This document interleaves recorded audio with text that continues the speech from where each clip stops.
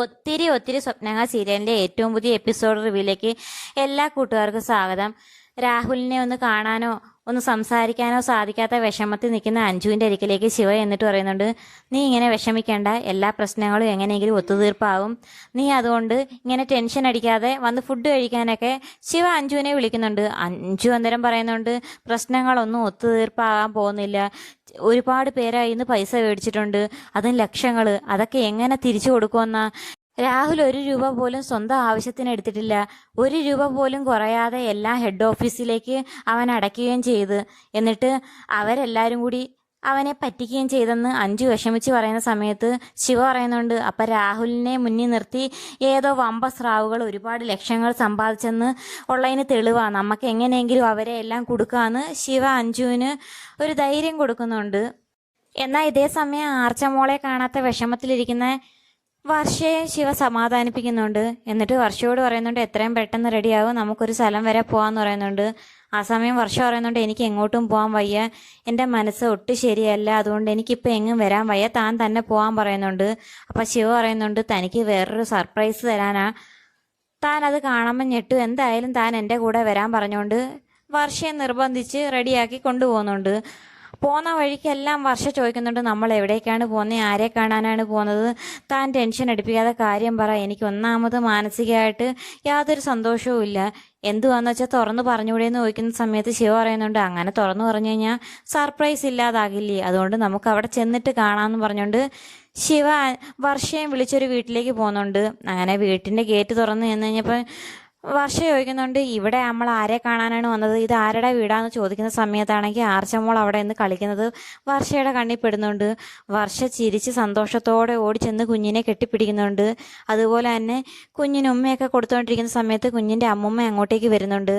അമ്മുമ്മയെ കാണുന്ന വർഷ ആകെ ഒന്ന് ഷോക്കാവുന്നുണ്ടെങ്കിൽ ശിവ വർഷയുടെ അടുത്ത് എന്നിട്ട് പറയുന്നുണ്ട്, പേടിക്കണ്ട, അവർ തന്നെയാണ് പെർമിഷൻ തന്നത്, കുഞ്ഞിനെ കാണാനുള്ള പെർമിഷൻ തന്നിട്ടുണ്ടെന്ന് പറയുന്ന സമയത്ത് അമ്മൂമ്മ പറയുന്നുണ്ട്, ആഴ്ചയിൽ 1 ദിവസം വന്ന് കാണാൻ ഞാൻ തന്നെയാണ് അനുവദിച്ചിട്ടുള്ളത്, അതുമാത്രമല്ല അധിക നേരം ഇവിടെ നിൽക്കാനൊന്നും പറ്റില്ല, പെട്ടെന്ന് വന്ന് കണ്ടിട്ട് പൊക്കോണം എന്നൊക്കെ അമ്മുമ്മ ഇങ്ങനെ പരിക്കാനായിട്ട് പറയുന്നുണ്ട്. അതെല്ലാം വർഷ നിന്ന് കേൾക്കുന്നതല്ലാതെ യാതൊരു മറുപടിയും പറയുന്നില്ല. എന്നിട്ട് അമ്മുമ്മ പറയുന്നുണ്ട്, ഈ കൊച്ച് യാതൊരു വകയും കഴിക്കത്തുമില്ല, ഏത് സമയം കരച്ചില്ലാന്ന് പറയുന്ന സമയത്ത് വർഷ പറയുന്നുണ്ട്, മോള് എന്ത് പറഞ്ഞാലും കേൾക്കണം, അതുപോലെ നല്ലതുപോലെ ആഹാരമൊക്കെ കഴിക്കണം, നല്ല കുട്ടിയായിട്ടിരിക്കണം, ചേച്ചിയുടെ പൊന്നുമോളല്ലേ എന്നൊക്കെ പറഞ്ഞ് കൊച്ചിനെ ഉമ്മയൊക്കെ കൊടുക്കുന്നുണ്ട്.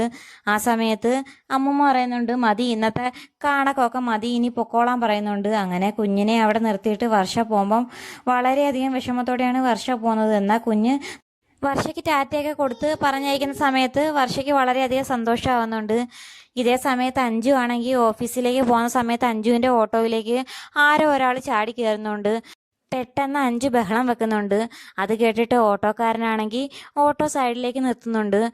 ആരാണ് താൻ ഓട്ടോയിൽ നിന്ന് ഇറങ്ങിപ്പോകാൻ പറയുന്ന സമയത്ത് ഓട്ടോക്കാരൻ പറയുന്നുണ്ട്, ഇതിനകത്തൊരാളിരിക്കുന്നത് താൻ കണ്ടേയല്ലേ, എന്തിനാണ് ഓട്ടോയിൽ ചാടി കയറിയെന്ന് പറഞ്ഞുകൊണ്ട് അയാളുടെ കഴുത്തിന് പിടിച്ച് പുറത്താക്കാൻ ഒരുങ്ങുന്ന സമയത്താണെങ്കിൽ പെട്ടെന്ന് രാഹുൽ മുഖത്തെ മാസ്കും അതുപോലെ കൂളിംഗ് ഗ്ലാസ്സും ഒക്കെ മാറ്റിയിട്ട് ഞാൻ രാഹുലാണെന്ന് പറയുന്നുണ്ട്. ആ സമയം അഞ്ജു രാഹുലോ എന്ന് ചോദിക്കുന്ന സമയത്ത് കുട്ടിക്ക് ഇയാളെ അറിയാമോ എന്ന് ഓട്ടോക്കാരൻ ചോദിക്കുകയും ചെയ്യുന്നുണ്ട്. ആ സമയം അഞ്ജു പറയുന്നുണ്ട്, ഇതെൻ്റെ ഹസ്ബൻഡാണെന്ന് പറയുന്നുണ്ട്. വൈഫിനെ കാണാൻ ഇങ്ങനെയാണോ ഓട്ടോയിൽ വരുന്നതെന്ന് ചോദിച്ചുകൊണ്ട് പെട്ടെന്ന് ഓട്ടോക്കാരൻ ഓട്ടോ എടുത്തിട്ടും പോകുന്നുണ്ട്. ആ സമയം രാഹുൽ പറയുന്നുണ്ട്, ഞാൻ ഇന്ന് രാത്രി നിൻ്റെ വീട്ടിലേക്ക് വരും, ആളുകളെയൊന്നും കൂട്ടി ബഹളം ഉണ്ടാക്കാതെ പ്രശ്നം ഉണ്ടാക്കാതിരുന്നാൽ മതി, ഞാൻ എന്തായാലും ഇന്ന് രാത്രി വീട്ടിലേക്ക് വരുമെന്ന് പറയുന്നുണ്ട്. ആ സമയം അഞ്ജു കുറേ ദേഷ്യപ്പെടുന്നുണ്ട്, എന്നെ അവിടെ തനിച്ചാക്കിയിട്ട് കുറേ പ്രശ്നങ്ങളുടെ നടുവിൽ എന്നെ നിർത്തിയിട്ട് പോയി, ഞാൻ എന്തെല്ലാം മാനസിക പീഡനങ്ങളാണ് അനുഭവിച്ചതെന്ന് തനിക്കറിയാമോ എന്ന് ചോദിച്ചുകൊണ്ട് അഞ്ജു നല്ലതുപോലെ രാഹുലിനോട് ദേഷ്യപ്പെടുകയും ചെയ്യുന്നുണ്ട്. അഞ്ജു എല്ലാത്തിനും ക്ഷമിക്കണമെന്നും പറഞ്ഞുകൊണ്ട് ഓട്ടോയിൽ നിന്ന് പെട്ടെന്ന് രാഹുൽ പുറത്തേക്ക് പോകുന്നുണ്ട്. അങ്ങനെ വീട്ടിലെത്തി അഞ്ജു ആണെങ്കിൽ ഉണ്ടായ കാര്യമെല്ലാം വർഷയോടും ശിവയോടും പറയുന്നുണ്ട്. ആ സമയം അഞ്ജു ഇങ്ങനെ ഉറങ്ങാതെയും ഫുഡ് കഴിക്കാതെയും കാത്തിരിക്കുന്നത് കാണുമ്പം വർഷയും ശിവയും അഞ്ജുവിനെ കളിയാക്കുകയും ചെയ്യുന്നുണ്ട്. ആ സമയം അഞ്ജു പറയുന്നുണ്ട്, ഞാനിപ്പോൾ അനുഭവിക്കുന്ന മാനസികാവസ്ഥ നിങ്ങൾക്കൊന്നും പറഞ്ഞാൽ മനസ്സിലാകില്ല, ഇനി എന്ന് ഞങ്ങൾക്ക് ഒരുമിച്ച് താമസിക്കാൻ പറ്റുമെന്നോ അതുപോലെ പഴയതുപോലൊരു നല്ലൊരു ജീവിതം ഇനി ലഭിക്കുമോ എന്ന് എനിക്കിപ്പോഴും സംശയമാണെന്നൊക്കെ പറഞ്ഞ് അഞ്ജു വിഷമിക്കുന്ന സമയത്ത് അഞ്ജുവിനെ വർഷയും ശിവയും ഓരോന്നും പറഞ്ഞ് സമാധാനിപ്പിക്കുന്നുണ്ട്. അങ്ങനെ രാഹുൽ വന്നിട്ടേ ഫുഡ് കഴിക്കുമെന്നും പറഞ്ഞുകൊണ്ട് അഞ്ജു ഇങ്ങനെ കാത്തിരിക്കുന്നുണ്ട്. ഇതേ സമയം ശിവയും വർഷയും അവർ പോയി കിടക്കുന്നുണ്ട്. അങ്ങനെ രാത്രി ഒരുപാട് കഴിഞ്ഞിട്ടും രാഹുലിനെ കാണാതെ വിഷമത്തിൽ അഞ്ജു പുറത്തിറങ്ങി നോക്കുന്ന സമയത്താണെങ്കിൽ രാഹുൽ വന്ന് അന്നേരം ആ സമയത്ത് രാഹുലിനെ കാണുമ്പം അഞ്ജു പോയി കെട്ടിപ്പിടിക്കുന്നുണ്ട്. എന്നിട്ട് രാഹുലിനെ അകത്തേക്ക് വിളിച്ചുകൊണ്ട് പോയി ഫുഡൊക്കെ കൊടുക്കുന്നുണ്ട്. ഈ സമയം രാഹുൽ പറയുന്നുണ്ട്, നിന്നെ അവിടെ തനിച്ചാക്കി പോയത് എൻ്റെ കയ്യിലെ തെറ്റാണെങ്കിലും വിസക്കാരുടെ ശല്യവും അതുപോലെ തന്നെ പോലീസിൻ്റെ ശല്യം കാരണം ഞാൻ നിന്നെ ഒന്ന് വിളിക്കുക പോലും ചെയ്യാതിരുന്നത്. കാരണം ഞാൻ വിളിക്കുകയെങ്ങാനും ചെയ്യുവാണെങ്കിൽ എൻ്റെ ഫോൺ ട്രേസ് ചെയ്ത് എന്നെ കണ്ടുപിടിക്കുമെന്ന് ഉറപ്പുണ്ടായതുകൊണ്ട് മാത്രമാണ്. മാത്രമല്ല നിനക്ക് എന്തൊരു പ്രശ്നം വന്നു കഴിഞ്ഞാലും നിൻ്റെ ഫ്രണ്ട്സ് കാണുമെന്ന് എനിക്ക് ഉറപ്പുണ്ടായിരുന്നു.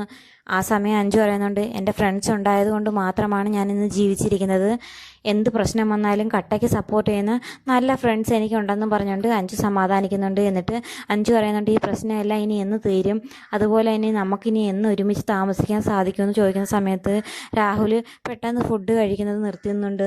എന്നിട്ട് രാഹുൽ പറയുന്നുണ്ട്, എന്ന് ഇതെല്ലാം അവസാനിക്കുമെന്ന് എനിക്ക് യാതൊരു ഉറപ്പുമില്ലെന്ന് പറയുന്ന സമയത്ത് അഞ്ജു പറയുന്നുണ്ട്, എന്നാൽ പിന്നെ നിൻ്റെ അച്ഛനോട് പറഞ്ഞ് എന്തെങ്കിലും തീരുമാനം ഉണ്ടാക്കാൻ പറ്റത്തില്ലയോ എന്ന് ചോദിക്കുന്ന സമയത്ത് രാഹുൽ പറയുന്നുണ്ട്, ഒരു കാരണവശാലും എൻ്റെ അച്ഛൻ ഒരു നയാ പൈസ പോലും തരില്ലെന്ന് മാത്രമല്ല അച്ഛൻ്റെ കേസ് കാരണം ഞങ്ങളുടെ ആസ്തിയെല്ലാം മരവിപ്പിച്ച് വെച്ചിരിക്കുകയാണ്. അതുകൊണ്ട് അത് ഒന്നും ചെയ്യാൻ പറ്റില്ല. അല്ലായിരുന്നെങ്കിൽ എനിക്ക് ഇങ്ങനെയെങ്ങാനും കഷ്ടപ്പെടണമായിരുന്നെന്ന് രാഹുൽ പറയുകയും ചെയ്യുന്നുണ്ട്. ഇനി എന്ന് ഒരുമിച്ച് താമസിക്കാമെന്ന് ഉറപ്പില്ലാത്തത് കാരണം അഞ്ജുവിന് നല്ല വിഷമമാകുന്നുണ്ട്. ആ സമയം രാഹുൽ അഞ്ജുവിനെ എങ്ങനെയെങ്കിലും സമാധാനിപ്പിക്കുന്നുണ്ട്. എന്നാൽ ഇതേ സമയം ആർച്ചമുള്ള ഡ്രസ്സെല്ലാം എടുത്തു വെച്ചിട്ട് വർഷ വല്ലാതെ വിഷമിക്കുന്നുണ്ട്. വർഷ ജോലിക്ക് പോലും പോകാതിരിക്കുന്ന കാണുമ്പോൾ ശിവ എന്ന് സമാധാനിപ്പിച്ചിട്ട് പറയുന്നുണ്ട്, നീ എന്തായാലും ജോലിക്ക് പോകണം, ആർച്ചമോള് ഇപ്പം അവിടെ സേഫായിട്ടിരിക്കുമല്ലേ എന്നൊക്കെ പറഞ്ഞ് വർഷ സമാധാനിപ്പിക്കുന്ന സമയത്ത് വർഷ പറയുന്നുണ്ട്, ആർച്ചമോളെ ഇനി തിരികെ കൊണ്ടുവരാൻ എന്തെങ്കിലും മാർഗ്ഗമുണ്ടോ എന്ന് ചോദിക്കുന്ന സമയത്ത് ശിവ പറയുന്നുണ്ട്, ഒരു മാർഗ്ഗമുണ്ട്. ആർച്ചമോളുടെ അച്ഛനെയും കൊണ്ട് കേസ് കൊടുപ്പിച്ച് കഴിഞ്ഞ് കഴിഞ്ഞാൽ എന്തായാലും മോളെ തിരിച്ചു കിട്ടാൻ മാർഗ്ഗമുണ്ടെന്ന് പറയുന്ന സമയത്ത് വർഷ പറയുന്നുണ്ട്, എന്നാൽ ഇപ്പം തന്നെ ജയിലിൽ പോയി ആർച്ചമോളുടെ അച്ഛനെ കാണാമെന്ന് പറയുന്നുണ്ട്. ആ സമയം ശിവ പറയുന്നുണ്ട്, താനൊന്ന് സമാധാനിക്കുക, എടുത്തിയാട്ടം നല്ലതല്ല, വിവേകിനോട് പറഞ്ഞ് കാര്യം സെറ്റാക്കാതെ പോയി കുഞ്ഞിനെ തിരിച്ചു കൊണ്ടുവന്നു കഴിഞ്ഞാൽ ഉണ്ടാകുന്ന പ്രശ്നങ്ങൾക്ക് നിങ്ങളുടെ കുടുംബജീവിതത്തെയും ബാധിക്കുമെന്നും പറഞ്ഞുകൊണ്ട് ശിവ വർഷയെ സമാധാനിപ്പിക്കുന്നുണ്ട്. ആ സമയം ശിവ പറയുന്നുണ്ട്, എന്തായാലും താൻ വിവേകിനോട് കാര്യം പറഞ്ഞ് എല്ലാം സമ്മതിപ്പിക്കുക, എന്നിട്ട് നമുക്ക് എന്തെങ്കിലും ചെയ്യാമെന്ന് പറഞ്ഞ് വർഷയോട് പറഞ്ഞിട്ട് ശിവ പോവുകയും ചെയ്യുന്നുണ്ട്. ആ സമയം വർഷ എങ്ങനെയെങ്കിലും വിവേകിനോട് പറഞ്ഞ് ആർച്ചമോളെ കൊണ്ടുവരണമെന്ന് ചിന്തിച്ചുകൊണ്ടിരിക്കുന്ന സമയത്താണ് എപ്പിസോഡ് അവസാനിക്കുന്നത്. അപ്പോൾ വീഡിയോ ഇഷ്ടമായ ചാനൽ സബ്സ്ക്രൈബ് ചെയ്യാനും സപ്പോർട്ട് ചെയ്യാനും മറക്കല്ലേ കൂട്ടുകാരെ.